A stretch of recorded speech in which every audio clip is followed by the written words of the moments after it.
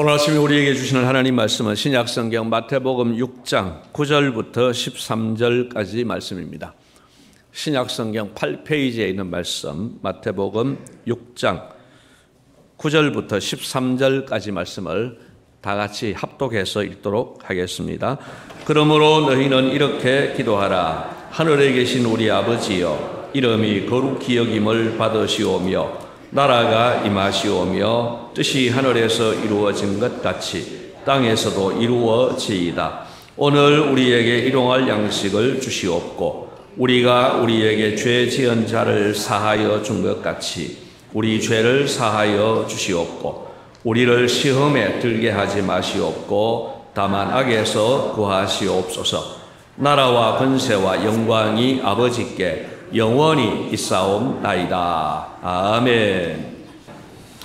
여러분, 오늘 성경 13절 말씀을 보시면은요, 후반 부분에 괄호가 쳐져 있습니다. 자막을 좀 띄워주시고요.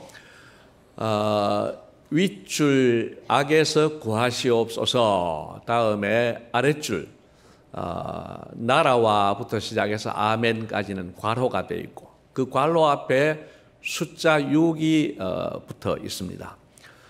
이 숫자는 각 사람이 가지고 있는 성경책마다 다를 수 있습니다. 제 성경에는 4로 되어 있습니다. 그 페이지에서 이제 이 번호가 붙는 순서이기 때문에 순서가 다릅니다. 자, 그리고 그 성경책 제일 밑에 가보면은 그 번호에 대한 해석이 설명이 되어 있는데 이렇게 되어 있습니다. 고대 사본에 이 괄호 내 구절이 없음, 이렇게 되어 있습니다. 그리고 누가복음 11장 주기도문에도 이 내용, 이 괄호 안에 있는 내용은 없습니다. 그러면 왜 이 내용이 주기도문에 들어있을까? 이런 의문이 생깁니다. 그러니까 원래 예수님께서 가르쳐 주신 주기도문은 다만 악에서 구하시옵소서로 끝납니다. 끝나는데 그리고 그것이 이제 초창기 문헌에 그렇게 되어 있는데 초기 교회가 주기도문의 기도 끝에 이 부분을 첨가해서 기도를 마무리했을 가능성이 높습니다. 예를 들면은 우리 모두가 주기도문으로 기도를 악에서 구하시옵소서로 끝났습니다. 주기도문, 진짜 주기도문 끝난 거예요. 그런데 이 회중들이 그냥 잊지를 못합니다. 그래서 예배 인도자든지 혹은 찬양대가 있다고 하면 찬양대가 하나님께 고백의 찬송을 올려드리는 거예요. 그러니까 그 괄호 안에 있는 부분을 송영이라고 하는데 이 송영이라고 하는 말은 노래로 하는 고백을 이야기합니다. 그러니까 이 예수님께서 가르쳐 주신 기도가 끝나자마자 나라와 권세와 영광이 아버지께 영원히 있사옵나이다. 이렇게 찬송으로 고백을 하고 이어서 온 회중들이 아멘. 이렇게 해서 이제 주기도문에 대해 이렇게 반응을 했다는 겁니다. 그래서 이것은 주기도문에 뭔가를 첨가해서 변형시킨 것이 아니라 주기도문에 대한 우리의 고백을 이렇게 초기 교회부터 담아왔다고 보시면 되겠습니다. 이제 살펴보시겠습니다만은 이 송영 부분은 주기도문의 결론이라고 할 만큼 주기도문의 신학과 일치합니다. 이제 이 중요한 주기도문의 마지막 부분을 송영과 아멘에 대해서 살펴봄으로써 이 주기도문 5주간 공부를 마치도록 하겠습니다. 자, 오늘 두 가지를 생각합니다. 첫째로는 우리는 기도할 때마다 나라와 권세와 영광이 아버지께 영원히 있다는 사실을 고백해야 합니다. 이 송영은 앞에서 드린 기도와 맥을 같이 합니다. 우리가 살펴본 것처럼 주기도문의 기도의 제목은 6가지였습니다. 9절부터 시작해서 13절까지 6가지 기도 제목이 있습니다. 자, 이렇게 주기도문으로 기도했을 때에 우리가 이제 이렇게 송영으로 하나님에 대한 고백을 올렸다는 겁니다. 원래 원문에는 이 송영 앞에 왜냐하면이 있었는데 우리의 번역에서는 이 왜냐하면이 생략되어 있습니다. 근데 의미의 전달로 볼 때에는 왜냐하면이 있었으면 더 좋을 뻔했습니다. 그래서 우리가 이 말씀을 묵상할 때 왜냐하면을 넣어서 묵상하면은 더 뜻이 분명해집니다. 그러니까 왜냐하면 나라가 영원히 아버지께 있기 때문에, 권세도 영광도 영원히 아버지께 있기 때문에 이렇게 되는 겁니다. 여러분, 나라가 하나님의 손에 있다. 이것은 주권을 이야기합니다. 권한을 이야기합니다. 여러분, 지금 대통령은 일부 권한만 가지고 있습니다. 그러나 옛날에 고대의 왕들은 모든 권한을 다 가지고 있습니다. 하나님께서 모든 권한을 다 가지고 있다는 것을 고백하는 겁니다. 모든 권한을 다 가지고 있기 때문에 하나님은 마음만 잡수시면 허락할 수 있다는 거죠. 여러분, 이 대목에서 우리는 이렇게 고백해야 됩니다. 나의 삶에 대해서도, 내 인생에 대해서도 결정권이 하나님 아버지께 있음을 고백합니다. 여러분, 내 인생의 결정권이 하나님께 있음을 믿습니까?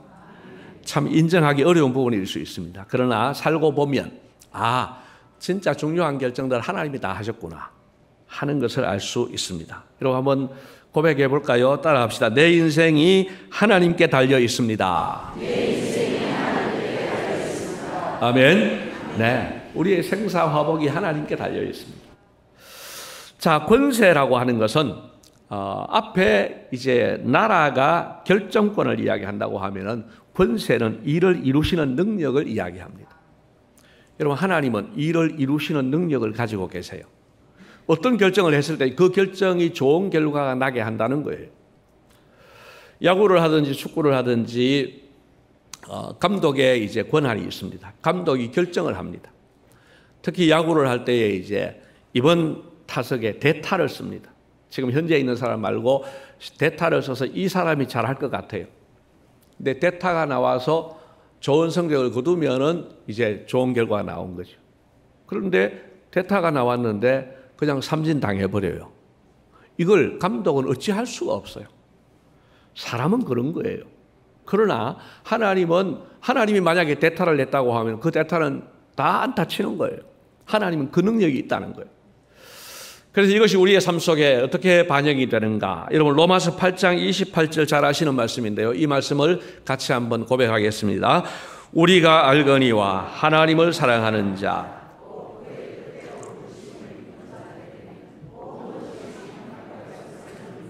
아멘. 모든 것이 합력하여 선을 이루게 하는데 그 일을 누가 하신다는 겁니까? 하나님이 하신다는 거예요. 여러분, 하나님은 우리에게 주신 모든 환경을 잘 조화롭게 해서 우리에게 유익하게 하는 줄을 믿으시기를 바랍니다. 그래서 일순간 내한테 원망스러운 일, 불평스러운 일 생긴다고 해서 원망도 되고 불평도 될 수 있지만은 좀 더 생각하면서 하나님께서 이것도 합력하여 선을 이루실 거야. 그렇게 믿으시면 우리의 인생이 좀 더 행복한 인생이 될 수가 있습니다.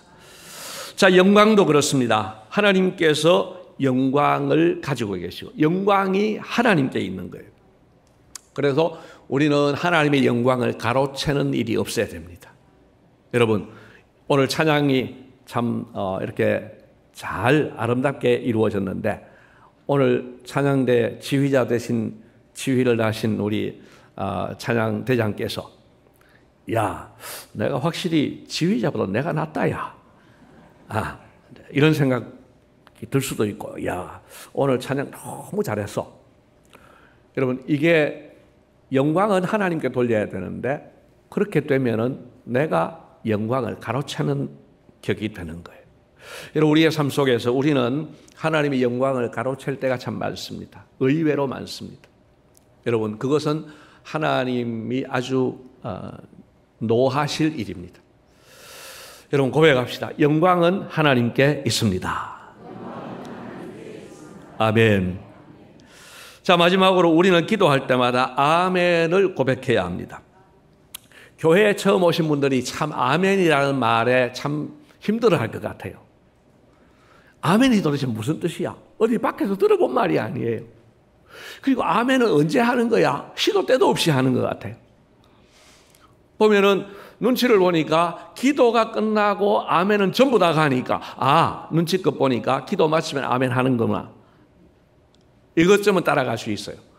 근데 기도 중간에도 누구는 아멘하고 또 설교 중간에도 누가 아멘하고 이 도대체 뭔 뜻이야? 이런 생각이 드실 수 있겠는데요. 아멘이라는 말은 그대로 되기를 원하고 또 그 내용이 그대로 그 내용을 그대로 믿는다는, 동의한다는 표현입니다. 그래서 대표 기도를 했습니다. 오늘 장로님께서 대표 기도를 하셨는데 그 내용이 구구절절 맞는 말이에요. 그래서 모두가 그렇게 동의합니다. 그렇게 되기를 원합니다 하고 아멘 하신 거예요. 또 설교 시간 중에도 동의가 되는 부분이 있을 때 아멘을 하시는데 어떤 분은 마음속으로 하고 어떤 분은 입으로 이제 말로 하시는 거예요. 우리 교회는 말로는 아멘을 잘 안 하는 교회입니다. 저한테만 안 하는 줄 알았더니만은 강사 목사님이 오셔도 아멘을 잘 안 합니다. 아주 지조가 있습니다. 초지일관. 그러면 제 탓인 것 같아요. 제가 이렇게 아멘을 마음으로만 하고 밖으로 가끔 말은 해도 큰 소리로 아멘 이래 하지를 잘 않는, 참 목사를 닮았다 이런 생각이 드는데요. 아멘을 억지로 하실 필요는 없습니다. 그러나 꼭 기억하실 것은 마음속으로는 우리 모두가 늘 하나님 말씀을 들을 때마다 아멘 할 수 있기를 바랍니다. 그러셔야 됩니다. 마음으로는. 그리고 때로 밖으로 표현도 조금 더 하시면 좋을 것 같습니다. 자, 오늘 주기도문에 관한 내용을 마무리하는 시간인데요. 곰곰이 두 가지만 생각을 해보십시다. 하나는 하나님이 어떤 분이신가를 생각해 보십시오. 이게 너무 막연하게 생각이 되면 나 자신과 비교해서 생각해 보십시오. 여러분, 우리 모두가 내 자녀들을 사랑합니다. 하나님은 자녀된 우리를 얼마나 사랑하실까? 내가 내 자녀를 사랑하는 것보다 100배 이상 하나님은 나를 사랑하시는 분이십니다. 또한 지식에 있어서는 나는 틀릴 수 있습니다. 그렇지만 하나님은 틀리지 않는 분입니다. 우리는 자녀를 사랑하는 마음으로 진로 지도를 하고 결혼에 대한 이야기도 합니다. 결혼에 대한 반대도 하고. 그런데 내가 했던 그 조언과 그 이야기가 늘 맞는 것은 아니에요. 세월이 지나고 보니까 알아집니다. 그래서 후회가 될 때도 있습니다. 그러나 하나님은 그렇지 않습니다. 하나님은 모든 것의 결과를 아십니다. 그러니 실수 없어요. 또한 능력에 있어서 나는 심히 무능하지만 하나님은 전능하신 분입니다. 생리가 끊어진 할머니에게서 아이가 임신되게 하시는 하나님. 심지어 죽은 사람도 살리시는 하나님이십니다.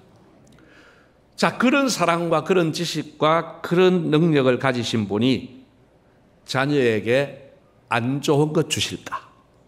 혹은 좋은 것을 못 주실까? 생각해 보면 답이 나옵니다. 하나님은 항상 우리에게 좋은 것 주시는 줄을 믿으시기를 바랍니다. 그래서 그 기도에 응답하실 줄 믿고 우리가 아멘 하는 겁니다.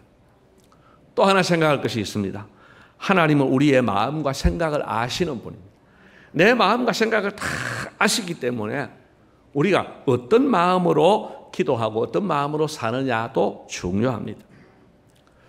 교회를 처음 나오신 분이 당연히 하나님이 믿어지지 않고 당연히 기도를 들어주신다는 사실도 믿어지지 않습니다. 그래서 하나님 당신이 진짜 존재한다면 내 당면한 이 문제 좀 풀어주세요.